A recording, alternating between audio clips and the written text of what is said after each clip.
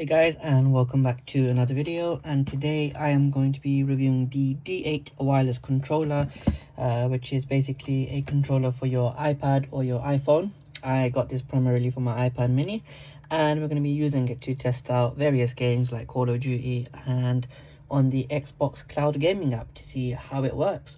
Now, without further ado, let's get unboxing. These are the controls on the back, so it's mimicking a Xbox basically. Comes with a Type-C USB charger cable as well, so pretty simple, and to pair it, it's pretty simple as well. I got the grey color, or grey/black. So let's open this up. So here is the controller. As you can see here, you've got the Xbox style buttons, you've got two joysticks, a D-pad here, and then this is how it looks on the back.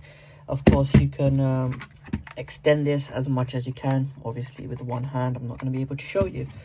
And then you've got a USB-A to USB-C type cable, which you can connect to whichever device you want and use it manually like that. Obviously I can't do that because this iPad is a USB-C. So what we're going to do is just put that on here and then connect this iPad to the controller.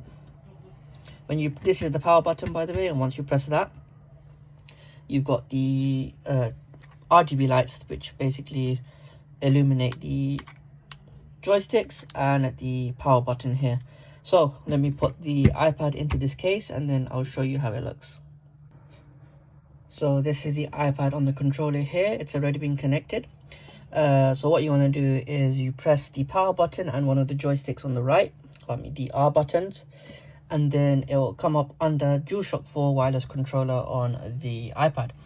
Now, because I'm using an iPad mini, it's a bit difficult, purely because of the fact that, as you can see here, if I can zoom in, the power button is essentially coming up against this here, and then you've got the volume buttons as well, which are essentially being pressed upon as well. So I've put my case on, my folio case, hopefully to make it a bit easier and so that these buttons aren't getting pressed down on. If I took the case off, yeah, it's a bit difficult because essentially everything is being, the buttons, the volume buttons, the power button, it's just getting pressed on. So this is how the controller looks. It is quite heavy once you put the iPad on, but it is nice and firm.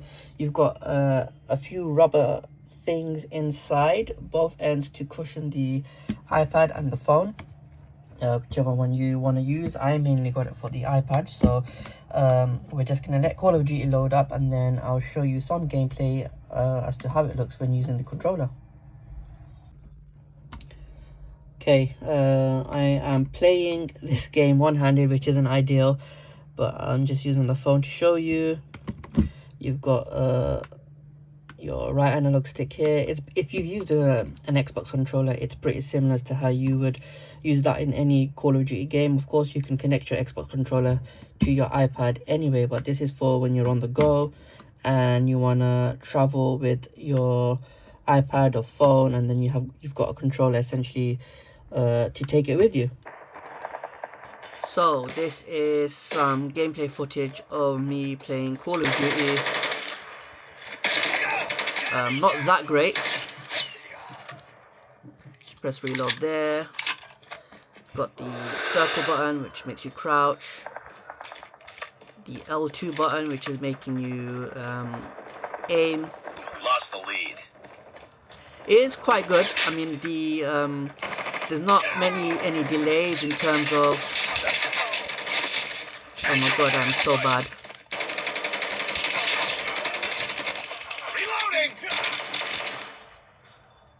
Yeah, sorry, the camera angle might be a bit bad. Contact with enemy. Enemy down. Just killed him with a handgun. Cover me.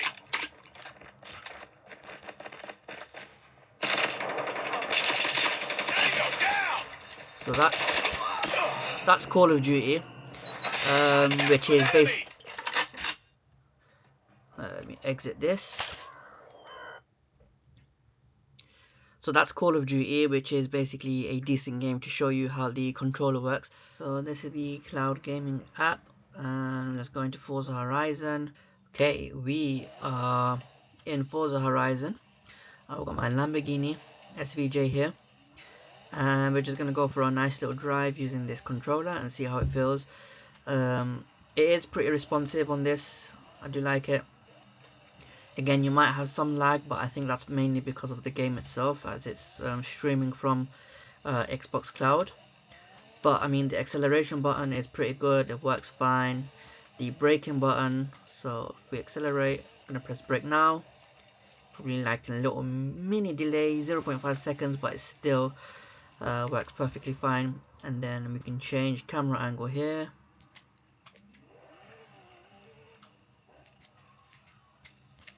So it does work pretty well with this. Let's go flying up. And then there's another game that I want to try out, which is my favorite game of all time probably, and that's Microsoft Flight Simulator.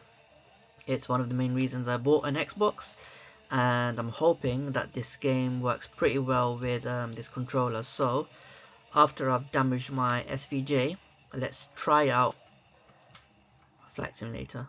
Okay, so we're in Flight Simulator 2020, and we are at London Heathrow Airport, and we're just going to take off. So this is a view of the plane.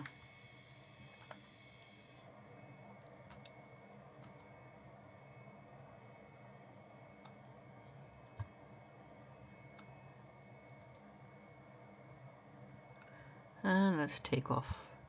It runs quite smoothly, to be fair. Gear up.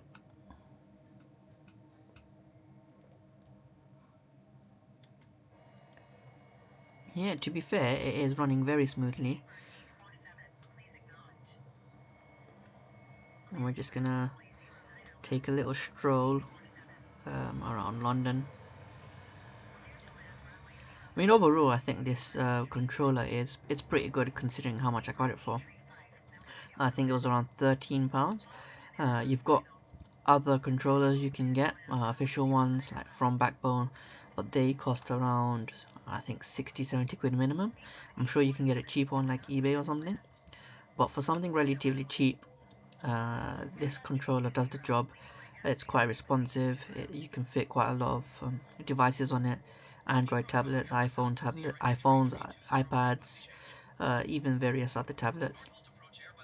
The game's a bit laggy now, but I think that's expected because of how demanding this game is.